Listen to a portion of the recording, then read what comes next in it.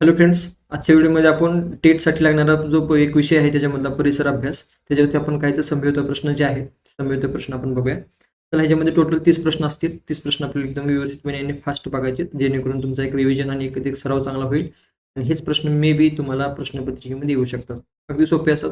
प्रश्नपत्रिका सुरुवात करायच्या अगोदर एक सांगतो की ह्याच्यामध्ये हे प्रश्न खूप पाठांतराची गोष्ट नाहीत. हे तुम्हाला कॉमन सेन्सनं प्रश्न सोडवायचे. एक आपली आकलन क्षमता असते, आपल्याला सामाजिक प्रश्न असतात. ह्याच्यामध्ये जास्त पाठांतर करायची गरज नाही किंवा तुम्हाला काही गोष्टी माहीत असल्या पाहिजे असं नाही. हे कॉमन सेन्स असला तरी सुद्धा आपण ह्या टॉपिकवरचे प्रश्न आपल्याला सुटतात. त्यामुळे एकदम सिंपल पद्धतीने आपल्याला बघायचं आहे कशा कशा पद्धतीने करतोय. बघा, पहिला प्रश्न जो आहे, पहिला प्रश्न आहे प्रदूषण नियंत्रण. आता प्रदूषण नियंत्रण ही गरजेची बाब आहे, ऐच्छिक बाब आहे, फायद्याची बाब आहे, ते सांगता येत नाही. कशी ही गरजेची बाब आहे. प्रदूषण नियंत्रण आपल्याला केल्याशिवाय आपल्याला पर्याय आता सध्याला नाही. त्यामुळे ऐच्छिक बाब नाही, ती फायद्याची नाही असं नाही, फायद्याची आहे पण गरजेची आहे. चला, पर्यावरण शिक्षण म्हणजे पर्यावरण शिक्षण म्हणजे काय, थोडीशी खर्च बाब आहे, हक्काची आहे. हक्काचं नाहीये, सांगता येत नाही, आवश्यक बाब आहे. पर्यावरण शिक्षण हे आवश्यक बाब आहे. सगळ्यात महत्त्वाचं काय, आवश्यक बाब आहे. त्यामुळे ती एक गोष्ट लक्षात ठेवा. त्यानंतर पुढचं बघा, पर्यावरण शिक्षणाचा राजमार्ग आहे, टिमटिम आहे. कडक फायदे, निर्बंध, शिक्षण क्रमांकात समावेश यापैकी नाही. तर काय याचं उत्तर येणार आहे, शिक्षण क्रमांकात किंवा अभ्यास क्रमांकात ह्याचा समावेश करणं गरजेचं आहे.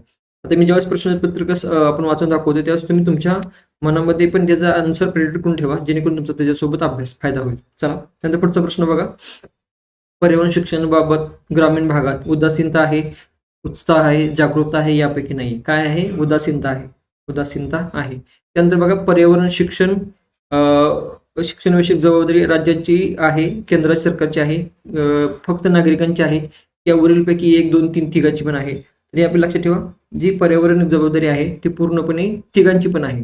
नागरिकांची पण आहे, केंद्र सरकारची पण आहे आणि राज्य सरकारची पण आहे. त्यानंतर बघा, पचनक्रियेत स्टार्चचे रूपांतर पदार्थात टिमटिम कुठल्या पदार्थात होते, माल्टोज, नायट्रोजन, जीवनसत्व आणि ग्लुकोज. कशामध्ये होतं, जीवनसत्व ब्लर न होता जे ग्लुकोज आहे त्याच्यामध्ये त्याचा बदल होतो किंवा रूपांतर होतो. नंतर पुढचा प्रश्न बघा, एक पेशी प्राण्यास टिमटिम असे म्हणतात.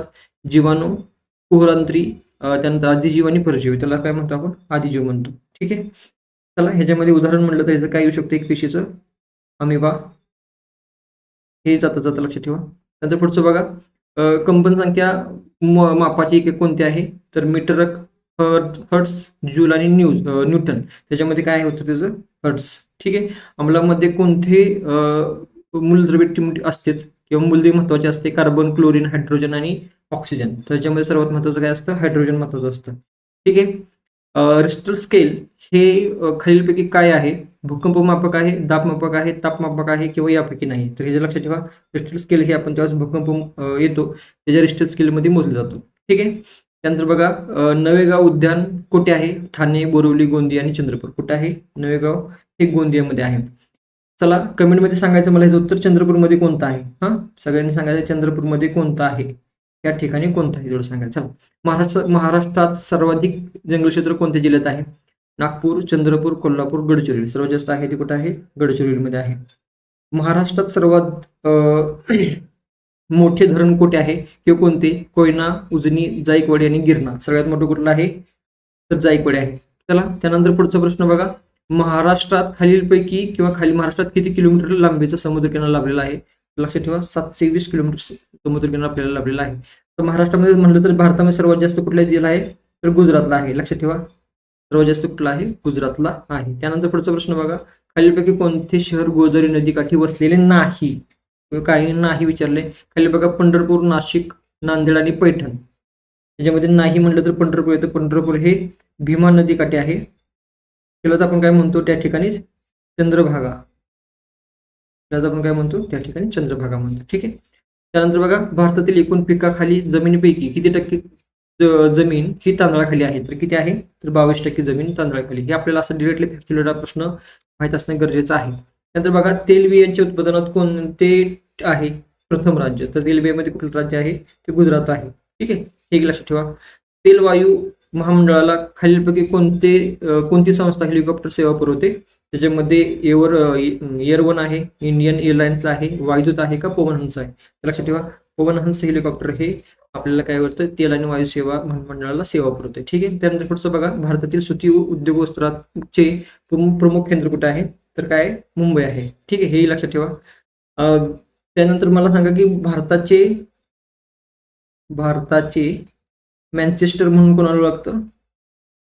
मँचेस्टर हे अहमदनगर का. चला ह्या हेच उत्तर मला थोडंसं सांगा, हेच उत्तर सांगा. आणि त्यानंतर महाराष्ट्राचे पण मँचेस्टर कुठल्या जिल्ह्याला किंवा कुठल्या शहराला ओळखलं जातं हे पण सांगायचं आहे. महाराष्ट्राचे मँचेस्टर आणि भारताचे मँचेस्टर. ठीक आहे. त्यानंतर बघा, चला ठीक आहे, एका ह्याच्यामधलं मला असं वाटतं की एक सांगतो मी त्याच्यामधलं की कुठलं आहे, अहमदाबाद आहे. कुठलं आहे, अहमदाबाद आहे.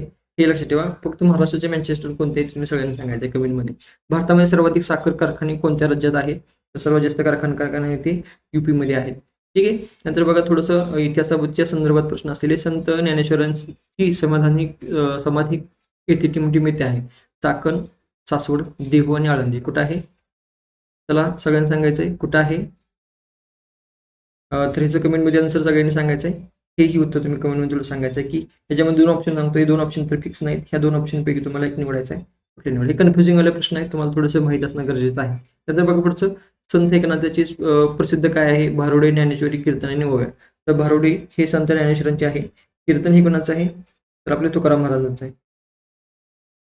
तुकाराम महाराजांचं सुद्धा ज्ञानेश्वरीमध्ये आपण वेगळ्या ह्याच्यानुसार वापरलं जातं. नंतर संत तुकारामांचे रहिवासी गाव कोणतं, तर कोणतं आहे, देहू. सगळं लक्ष ठेवा. संत तुकारामचे रहिवासी गाव कोणतं आहे, देहू आहे. संत रामदासांची जन्म गावी कोणतं झालं, तर जन्म संत रामदासांचं विचारलं तर तुम्हाला लक्ष ठेवायचं आहे जांबा आहे. त्यांची समाधी आहे ते कुठं आहे, सज्जनगडमध्ये. लक्ष ठेवा, समाधी आहे ती कुठं आहे, सज्जनगडमध्ये. ठीक आहे. पुढचं बघा, संत दासबोध ह्या ग्रंथाचे कर्ते कोण आहेत, संत ज्ञानेश्वर, तुकाराम महाराज आणि रामदास. जो कोण आहे, संत तुकाराम महाराज नसून तर रामदास आहेत.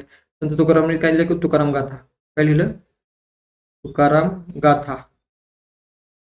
संत ज्ञानेश्वरीने काय लिहिली, ज्ञानेश्वरी लिहिली.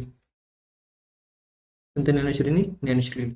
सुरुवातीच्या काळात दगडी हत्यारे गुळगुळीत होती, सुबक होती, उबडधोबड होती, यापैकी नाही. काय होती, उबडधोबड होती.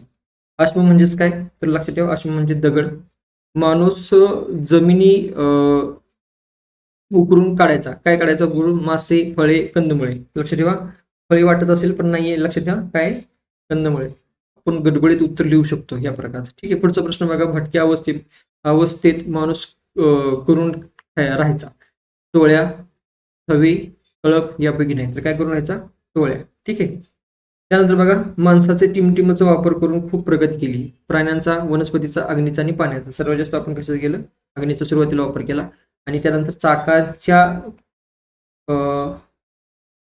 उपयोगानं त्या प्रगतीला काय लागलं, प्रगती जास्त फास्ट व्हायला लागली. लक्षात का, त्यामुळे लक्ष ठेवा. हे अशा प्रकारे आपल्याला टोटल 50 प्रश्न आपण बघितलेले आहेत. कमी वेळामध्ये प्रश्न बघतोय, जेणेकरून तुम्हाला हेच रिव्हिजन फास्ट झाला पाहिजे, कमी वेळामध्ये जास्त रिव्हिजन झाली पाहिजे यासाठी. ठीक आहे. तर भेटू नेक्स्ट व्हिडिओ मध्ये, तोपर्यंत धन्यवाद.